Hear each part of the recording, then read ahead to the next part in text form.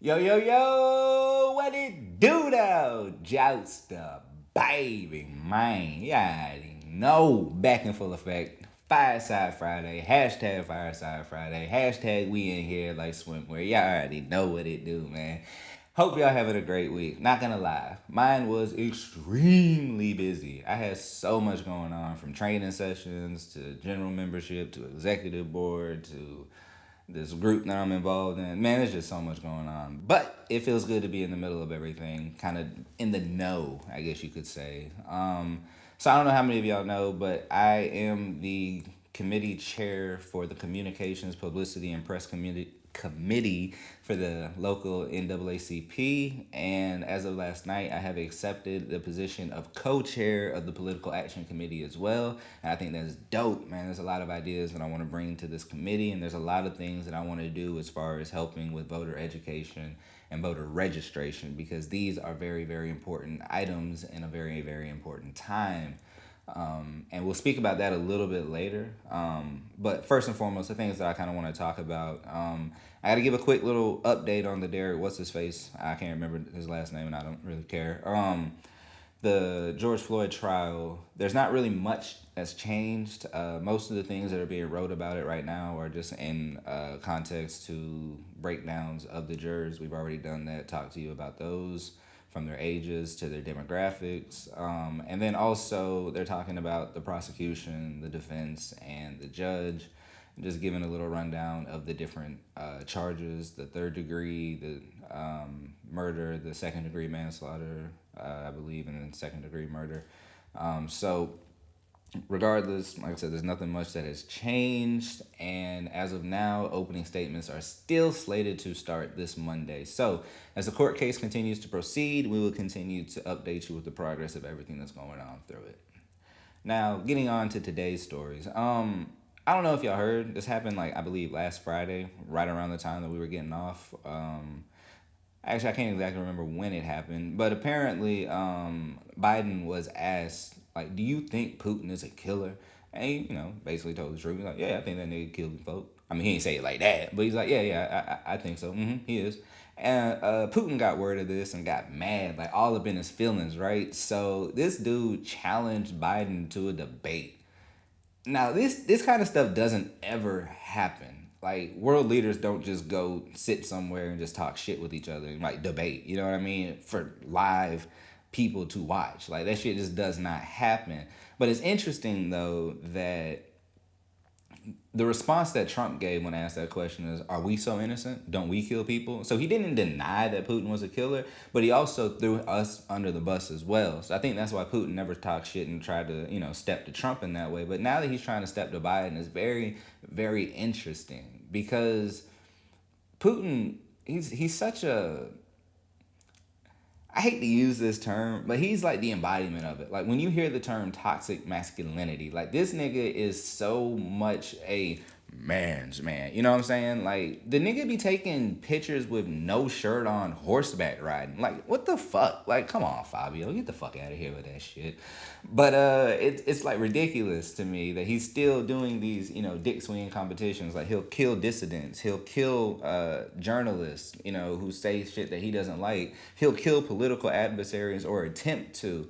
Like, dude, you're a killer. You know what I'm saying? You former KGB, you a killer. All right. I mean, just own up to it. Like it is what it is, killer. So when I think about Biden against Putin though, like that's just like stupid to me. But Fox News, let them tell it. They obviously know what's gonna happen because they basically traded in their patriotism for traitorware. And they have this idea that Putin is gonna wipe the floor with Biden if this were to ever happen. That Putin would basically make Biden look stupid and ignorant and incompetent and stuff like that. And I'm like, nah, he can do that on his own. You know what I mean? I'm sorry, but nah, I don't think that it's a good idea to do it, and obviously it's not gonna happen because, like I said, this shit doesn't happen. But Fox News was all on Putin's nuts, dick riding like I don't know what, man, talking about I don't think the Americans gonna win. This isn't Rocky Four and stupid ass comments and takes like that. Hannity had to do his little spiel. This basically just seems like like Putin is trying to tell the rest of the world what we, or at least half of the United States, knows, that Biden just isn't up to it. Man, shut the hell up, Hannity. You are such a fucking chump. Like, I can't stand him and old, what's his name, Tucker. Yeah, I can't stand y'all, man. Y'all suck. Not to say CNN is good or better, but dog, Fox News is trash. Just straight trash. Horrible. But yeah, I just thought that was kind of like interesting that Putin, is that fragile of an individual that when he felt slighted, he wanted Biden to drop everything. You remember everything? Everything. And just got down, fly to Russia and sit down and just have a debate. Like, nah, that's just not how things work. And in I guess the words of Jen Psaki, I don't know her name, the press secretary for Biden's administration, she's like, nah, he's just too busy. He ain't gonna do it. And that makes sense. So, yeah, it was just goofy to me. But what I actually do want to talk about today is gun ownership and gun violence in the United States. So we've had a recent couple slayings. We had the one in Atlanta where the man killed 8 individuals, 6 of them Chinese women, massage parlors and spas. And then we had the Boulder shooting where 10 people were killed inside of the supermarket. So we're getting back to what I guess would be a state of normalcy, which is excessive gun killings for no other reason than the fact that people just want to do it, which is just sad, twisted, sick, and sadistic. But as of right now, this is where we're at. So I want to talk kind of briefly about gun ownership and where I kind of stand on it. So I know you guys know that basically a lot of what I speak on is, from a leftist view, from a progressive view, social democrat view, however you want to place it or whatever. So you probably expect me to say I'm for banning guns, but I'm not. I have my own pistol. I think it is necessary for the self-defense of my house if I'm going to live in a wild, wild west country like the United States. But I am also for smart regulations, common sense gun laws, things like that. I think it should be regulated the same way that we regulate driver's licenses. I think you should have to take multiple tests. I think that you should have to learn safety. I think you should have to learn, everything about the weapon in itself. And then I think you should be able to get it after taking that final test. I don't think that it should just be given with a $75 permit and a background check, and sometimes not even a background check. And in the instances of the gun show loophole where you can just go to a gun show and just go buy one from some motherfucker, like, I think that is an issue as well. So there is that issue. But there's always been this two-prong argument to a degree. It's the individualist versus the collectivist, or the collective, however you want to phrase that. So me and my pops, whenever we talk about it, we're always on the collective side of the argument, the well-regulated militia side. Because to us, if you go through the papers, you can see that there have been consistent militia acts being put out, like 1862. That's where basically African Americans were finally allowed to hold a weapon, but only because it was in the middle of the Civil War and they needed more bodies to die. And then I think it's either 1903 or 1906. I can't remember. There's another one between there, but that is, I believe, the final militia act that was put in place. And what that did was basically create the National Guard, which would, in our minds, be the well-regulated militia, because there are strict prerequisites for what a well-regulated militia was meant by the founding fathers. They themselves wrote it out. So we kind of fell under that argument that it's not necessarily the person, but the people's right, as in if there was going to be something to happen. And this was just based on the way that the framers wrote it, not to compare it into modern times, but during that time, instead of having to run to the armory, people would be able to have the weapons, the musket, the gunpowder, the bullets, whatever, in the crib in case something were to happen of an invasion. But they were still part of a well-regulated militia that had a chain of command and everything like that, right? So in modern times, it's not necessarily relevant to interpret it that way, because you see that if we are to be invaded, then we do have the National Guard, we do have the reserves, we do have defense and stuff like that, and it's just not upon every citizen to be there to defend their country in that aspect.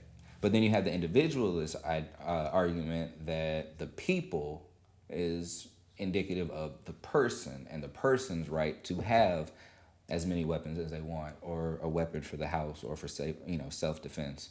So what it came down to was basically a 2008 Supreme Court case, the District of Columbia versus Heller, where it's like a police officer who wanted to get a registered gun outside of the police force, this, that, and the other. He was told he couldn't do it. They took it all the way to Supreme Court. Supreme Court ruled that the preface statement of the people is indicative of the person, and therefore the person being lawful can lawfully own a firearm or a weapon within their house for self-defense or other lawful needs and means.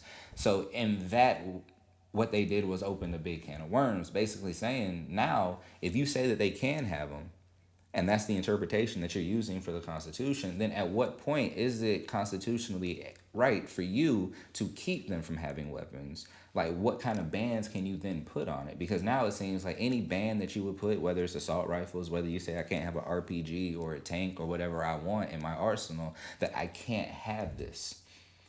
Why can you say that if it's not constitutional for you to say I can't have one in general? Where does the line get drawn?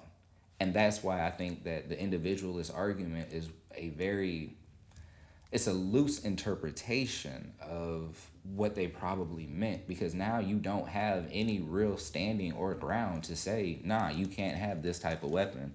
And that is a problem, because if we can just think about the gun violence that is happening in the United States, it is ridiculous. Like, I'm just being honest. It is very, very ridiculous what is going on right now. And not just today, we look at the past 72 hours. Like, these are people who are dying. Look at these numbers, right?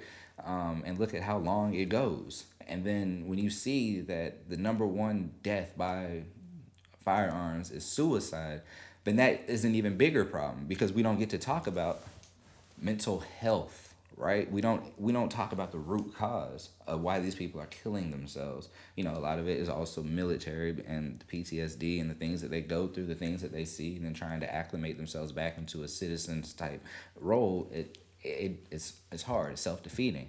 But then in that same instance, they're going over to these war zones, but then you have people who are living in war zones here in the United States, like, where gun violence is just out of control. So what do we do? That is the question. I don't think banning weapons is the answer, and I don't think giving everybody a gun is the answer. I think it lies somewhere in the middle of training individuals to understand what this weapon can do if put in their hands. I think that is the number one thing, and I'm always for education. But if we're just being honest, I don't know how we solve this problem. I don't know how we stop these mass murders, and I don't know how we precipitate somebody from doing something like this and knowing without actually being able to be inside their mind 24/7. And I'm definitely not for Big Brother being up in my head all the time, because I be talking shit about the government. But anyways, man, speaking of the government, real quick, so Kemp and them, God, they suck.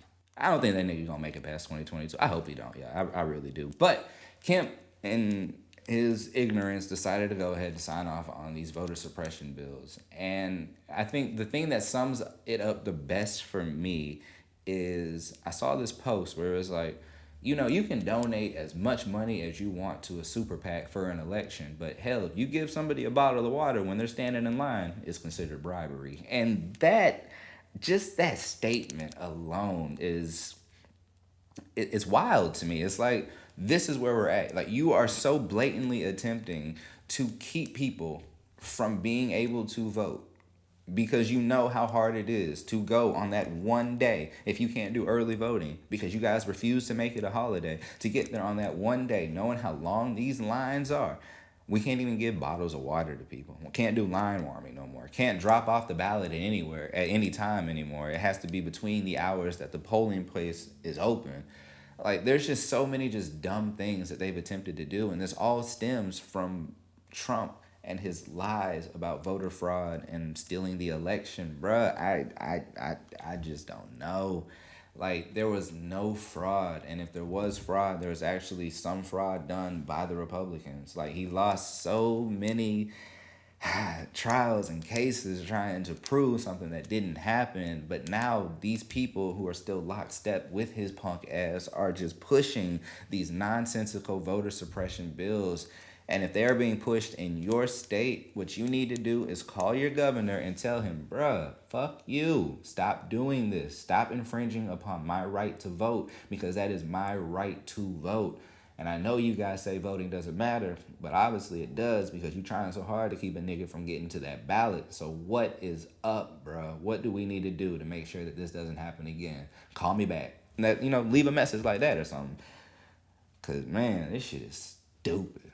It really is. But real quick, before I get up out of here, I want to end it with this. I don't know if y'all heard or saw this, but there was this dude who who found shrimp tails in his cinnamon toast crunch. My God, that's so nasty to me, man. Not that I don't like shrimp, but I be turning it up. You know what I'm talking about? I be tearing some damn shrimp up, but not with my cinnamon toast crunch. You know what I mean? Like, that shit nasty. So he went on Twitter. He's like, "Yo, y'all see this shit? Like, look at this, right?" And people are commenting as they should, like, "Yo, what the hell? Like, you need to do something about that." So he reaches out to General Mills and the Cinnamon Toast Crunch folks. I think it's like CTC Square, or something like that. And he's like, "Yo, dog, like, what's up with this? Why y'all got this shrimp, sitting in my damn Cinnamon Toast Crunch? What's happening?" And they try to lie about it. They was like, "Oh no, that's not shrimp tails. That's the accumulation and deposits of a whole bunch of cinnamon and sugar." He's like, "My dude, like, I'm looking at this, right? And this ain't no damn sugar or cinnamon. This is shrimp tail." And then he had like other stuff in the bag. Like, there was some twine or some string, and then like this weird black stuff baked onto the Cinnamon Toast Crunch. And he had already ate a bowl, so he was sitting there worried, like, "Oh man, what's gonna happen to you, boy?" And I'm like, "Damn, dog, this shit sucks," but I was invested in it, right? So I'm sitting there, peeping it, checking it out, and they're like, "Hey, we'll send you another box." He's like, "Man, I don't want no damn box. I want y'all to do something about this." So a whole bunch of like scientists like hopped on, and they're like, "Yo, we'll donate the DNA testing kit so you can see if this is shrimp and this, that, and the other." Man, it became a whole damn thing.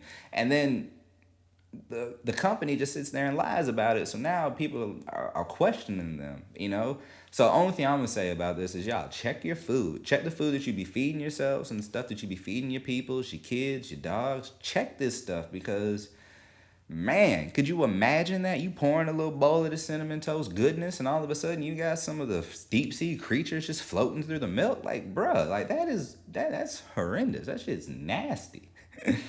Oh, man. But anyways, y'all, I about to get up on out of here. I got another little something that I'm gonna drop today as well. I hope y'all peep that and enjoy that. We trying to add another segment, another style, a flavor or whatnot. But until then, I'm up out of here. I'll see y'all next week. You already know what it is. Jokes the baby. And we out.